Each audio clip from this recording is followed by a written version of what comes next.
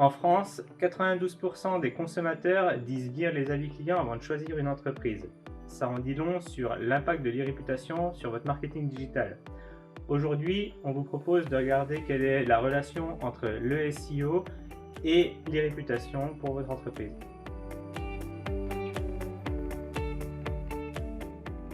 Contrairement à ce qu'on pourrait penser, rien n'indique que les avis clients aient un impact direct sur votre référencement naturel. En revanche, une chose est sûre, c'est qu'ils vont permettre de vous lancer dans un cercle vertueux. Avoir des avis clients de bonne qualité va montrer le sérieux de votre entreprise et de fait amener votre réputation à un autre niveau.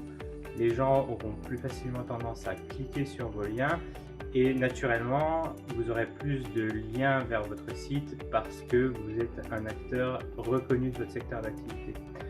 Une étude de Bright Local montre que passer ses avis clients de 3 à 5 amène à un taux de clic sur votre site et sur vos annonces de plus 25%.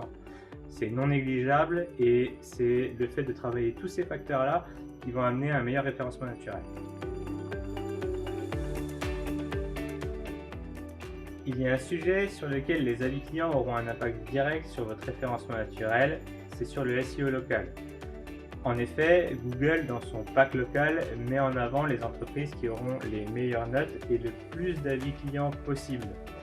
Pour savoir où vous devez vous situer, ce que vous pouvez faire, c'est auditer un peu les entreprises de votre marché et voir le nombre de notes qu'elles ont. Mais gardez en tête une chose, plus vous serez proche de 5 sur 5 et plus vous aurez chance d'être positionné comme il faut.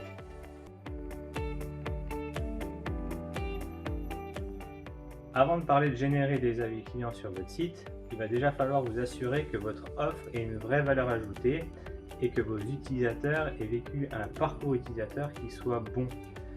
Si vous êtes sûr de ça, vous pourrez ensuite essayer de mettre en place des process pour générer des avis clients.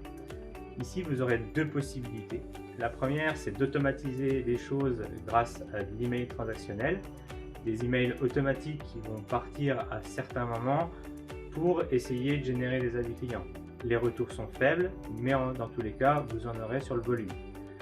Seconde solution, c'est de le faire à la main.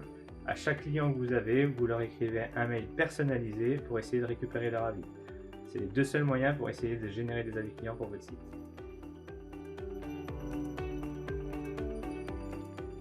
Pour vous aider dans votre collecte d'avis, voici quelques tips à garder en tête. Le premier, c'est que l'avis argumenté compte autant, voire plus que la note. Essayez donc toujours d'avoir des éléments de contexte. Le deuxième, c'est qu'il ne faut pas hésiter à répondre aux avis négatifs, et d'ailleurs à tous les avis de manière générale. Même si c'est un peu plus compliqué, ça démontre qu'en cas de problème, il y aura quelqu'un pour répondre et trouver une solution. Troisième élément qui peut être très important, n'hésitez pas à utiliser des plateformes qui sont déjà reconnues.